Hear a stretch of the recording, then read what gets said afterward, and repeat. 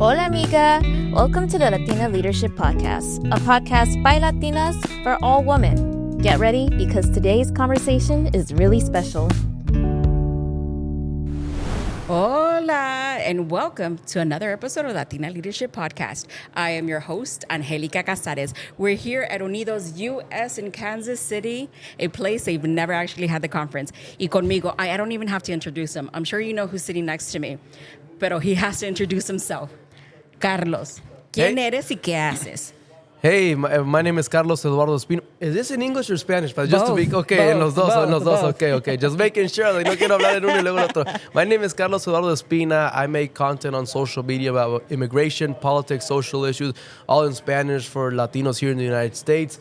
I am the most followed Latino political content creator probably in the world, definitely in the United States. I have 13 million followers on TikTok, almost 4 million on Facebook, about 2 million on Instagram. And now I'm using YouTube as well. So I'm reaching millions of people every day, you know, with everything going on. But I've been doing this work on social media for many years. And then before that, you know, I have a background in political science. That's what I graduated college with.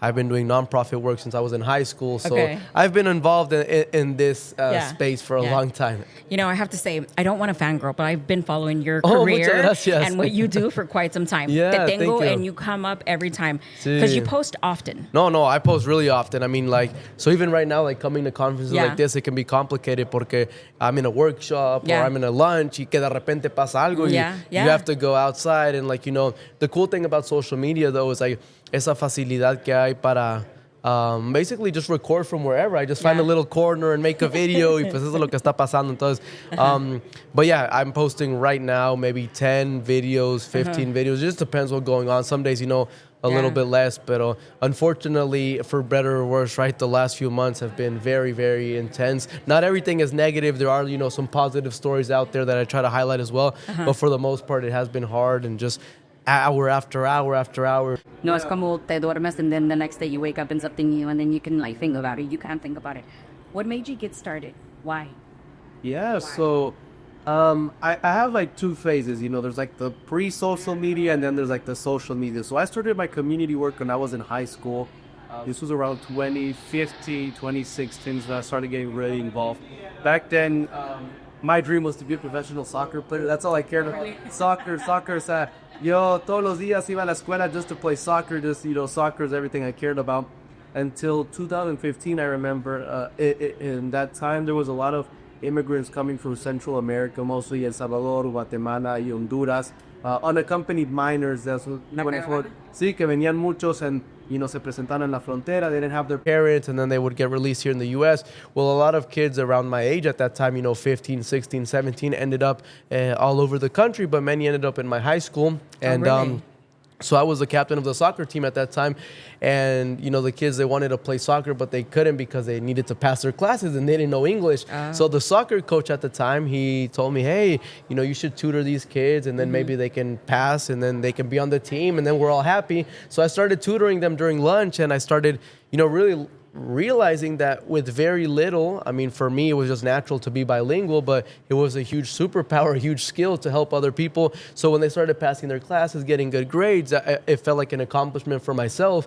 And I started liking helping others more than I did playing soccer. So I started, you know, that little group of guys became a bigger group of other students who had recently arrived into the country. I was tutoring them during lunch and I just wanted to get more involved. So during the weekends, I started teaching citizenship classes, doing a bunch of community work. So by the time I was a senior in high school, I was like really involved in the community, doing a lot of different projects. And I decided that that's kind of what I wanted to do with my life. So I applied to college with the intention of studying political science, continuing community work. And yeah, just had a whole bunch of different projects all throughout college, tutoring, soccer camps. I would write letters to immigrants detained in ICE detention centers. Did that all through 2017, 18, 19, and then I graduated college in 2020. And at that point, I had a job lined up at a nonprofit organization in Texas, but it fell through because of COVID. So, you know, COVID paralyzed everything and all the community work that I was passionate about, I couldn't do it anymore. because we couldn't get together in person. We couldn't do soccer. I mean, we couldn't do anything. Yeah. So while I was at home, figuring out what to do with my life, an organization I used to volunteer with in high school, they were like, hey, would you be interested in teaching citizenship classes online? Because all our other volunteers, they're kind of old. They don't understand how social media works. Maybe you could come up with something. So I started teaching citizenship classes on Facebook, and someone was like, hey, you should do them on TikTok. And at that point, this is early 2020, I was like, I knew what TikTok was. Everyone knew what it was, but I thought it was really like a stupid app, like kind of silly, for like dancing and singing. And I was one of those people, like my friends would send me like TikToks and I wouldn't even open them because I just didn't like TikTok. Yeah. But I was like, you know what? I'm going to start posting citizenship stuff on there. So my first video was about citizenship. I said, si quieres hacerte ciudadano de Estados Unidos, eso es lo que tienes que saber. Si les interesa, déjenme saber y puedo hacer más videos como este. I posted that video, go to sleep. The next day I wake up, it has over 100,000 views. Oh, wow. And I was like, wow, what's going on here? This was like my first TikTok video. But I realized that at that point, there was no one on TikTok doing informative content in Spanish for Latinos here in the U.S. because you had Spanish content creators who were making content, but they were in Mexico or they were in Central America, but there was no one here in the U.S. for Latinos here in the United States. With the language, Exactly, so with the language. So I started making more videos about the citizenship, and by the time I finished the 100 questions, I was almost at 40,000 followers. And I was like, well, I ran out of content now. And people are like, no, what do you think about this and that? And around that time period was the 2020 election, so I started making a lot of videos about policy and Trump's proposal and Biden's proposals. Y pues ahí fui creciendo mucho. By the end of 2020, I had almost 1 million followers. I hit my first 1 million followers almost a year into it. So around like February of 2021, I hit 1 million followers and like, wow, I have something special here. So I just kept going, y todo lo que hacía, I would just record it, share it, and pues pegó, la gente le gustó, and thankfully I still do it to this day. Bueno, les gustó porque es informative and you know what you're saying, you know what you're talking about. Yeah. How do you stay educated on what's going on? Yeah, so it's really interesting. So, in that time period, I graduated college, and then I decided to go to law school because I wasn't, like making money or really living off of social media until many years into it. I didn't start monetizing until I had almost 2 million followers because when TikTok was getting started, there was like no monetization program. Yeah. So I was doing it because it was a passion. I loved it. But I was like, I need to have like an actual career. So I went to law school. Halfway through law school, I realized like, hey, I can take content seriously and, kind of make it a career. It's like one of the new types of careers that exist because of social media. But I decided to finish and graduate law school. But all that to say, people are like, oh, fuiste a la universidad, fuiste a la escuela de leyes y haces videos en TikTok. O sea, no sientes como que gastaste tu tiempo, this and that. But what happens is, everything that I do, I wouldn't be able to do it if I didn't have the education background. It's there's the formal education part, and then there's like the on the ground meeting people, community level education. Porque de nada sirve, be super smart, book smart, if you don't understand how the real world works. But at the same time, it's very hard to understand how the world works if you're not able to, kind of analyze things at a deeper level. Like, when you see something like let's say right now, o sea, immigration raids. You see it, cualquier humano, like they feel a certain way, they feel emotions, but you need to have that higher understanding to understand, this is a political system, these are political decisions. So all those things, when I'm able to make my content, break it down and analyze it, is thanks to the skills that I learned both, on the street, working with people and interacting with them, but also, reading theory and reading books all throughout college and law school. So like that formal education has really allowed me to frame my content in a way that's educational, that's different, that helps people learn, but at the same time is also engaging and, resonates with people every day. Hola, amigas. So quick before we keep going, I'm literally sitting right outside the Georgia Brown Convention Center where the 2025 Latina Entrepreneurship Conference is happening right here on September 20th. So yes, mark that down.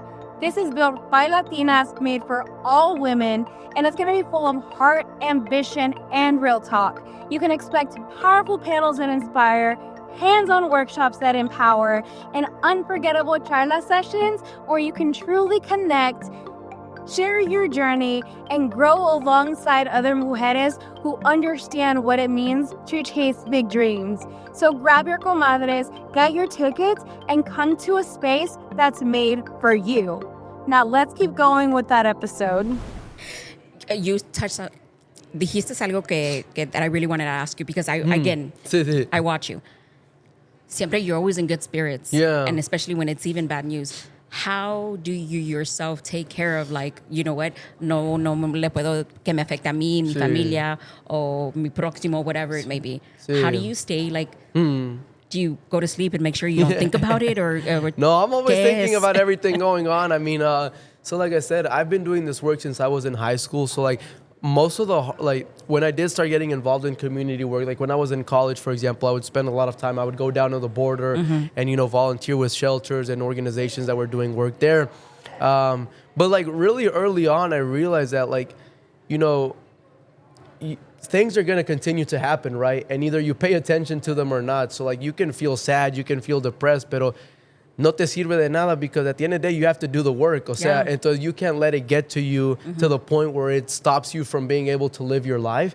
Because even if I completely ignore what's going on, it's still going to be going on. So I might as well be involved. And, you know, that's what makes me feel better. You know, I'm not solving everyone's problems. I'm not fixing the world 100%, pero estoy dejando mi granito de arena. And things would be worse off if it wasn't for people like myself and so many other community leaders, some of whom, you know, are at conferences like this y todo eso, who are doing the work every day. Obviamente sí es muy difícil en el aspecto que, you know, when you're getting all these messages or people are sending you all these videos of horrible things going on, yeah, it's sad, it's depressing, but at the end of the day, you know, you got to keep going forward. You can't let it, because also at this time, I feel, you know, that's almost what this administration wants. They want you to feel disengaged. They want you to feel so depressed and so defeated that like you there's don't want nothing you can do. Yeah, like there's nothing you can do. So it's like finding that balance between, yes, this is messed up, but also I have a duty to do something. And especially now that I have like a bigger platform, you know, it's like como, o sea, you know, with great power comes great response. So it's casi lo mismo. So I tell people, like,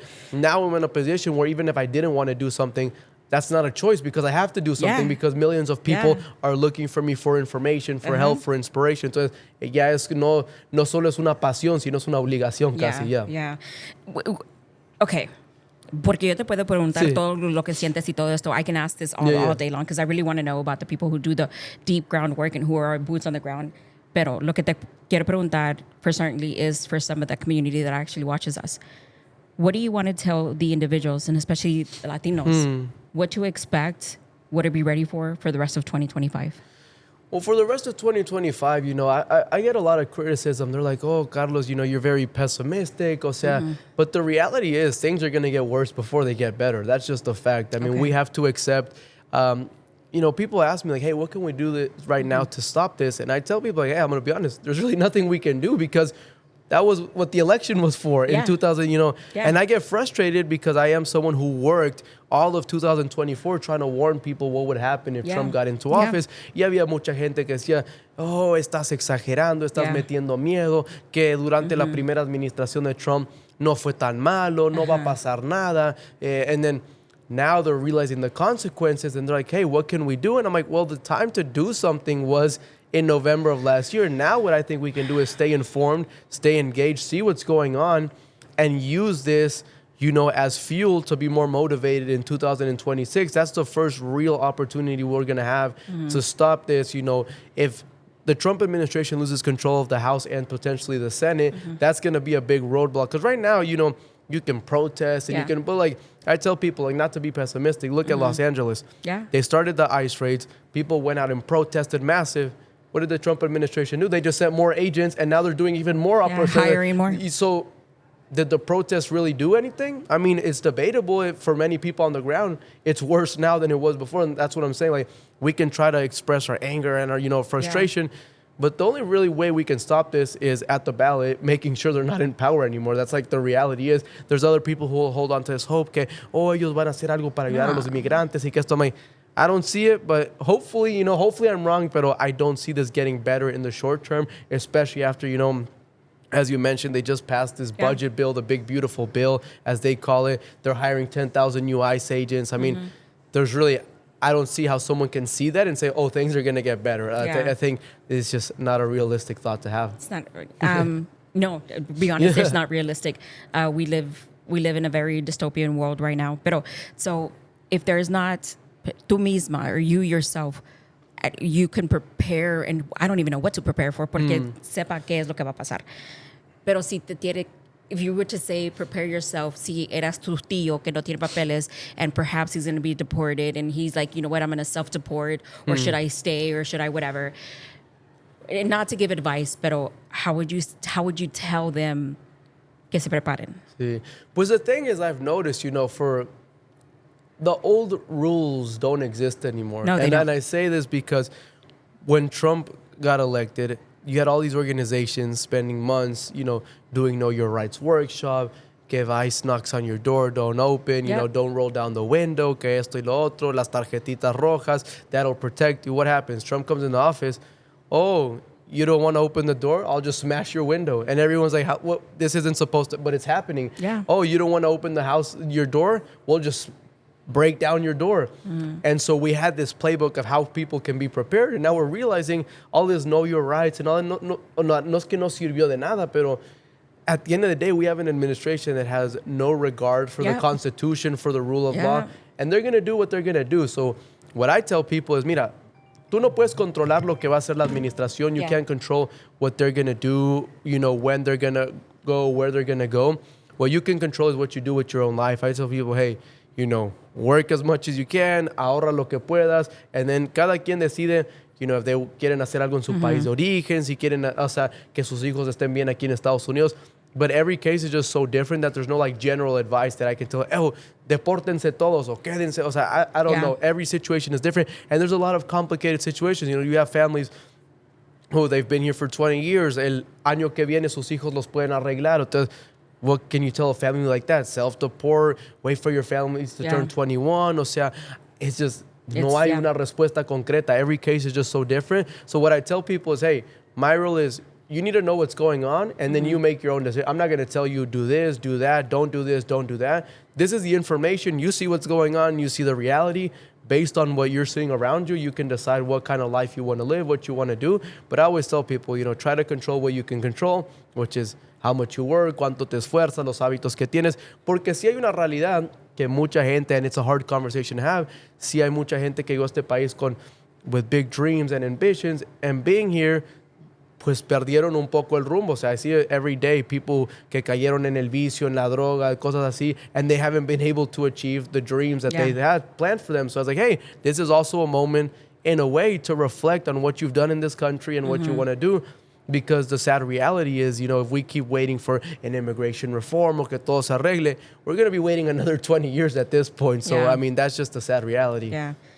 I was in Oaxaca recently y me preguntó el señor que estaba allí. We were at a mezcal distillery. I don't even know.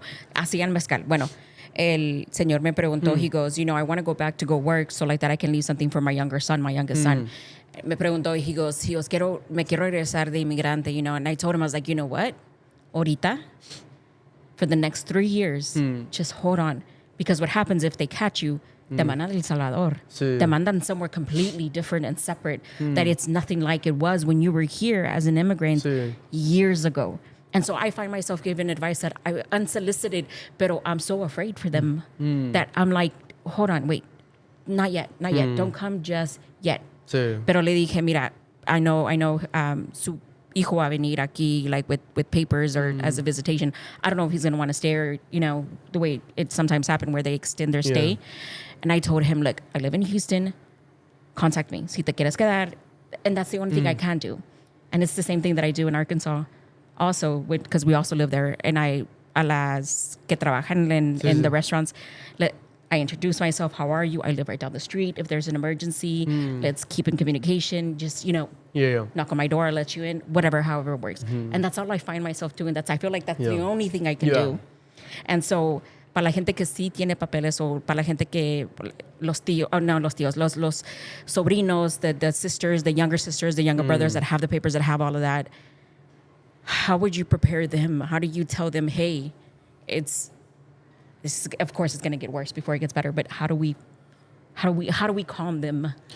Yeah, well, I guess it goes back to what I was saying earlier. It's just like, it really just depends on every individual situation, because there is also the fact that, the family members or the friends of those who are being most affected right now, which would be people like you and me. En mi caso, yo soy ciudadano, yo puedo votar. We're the ones who have the biggest responsibility to actually do something to stop this.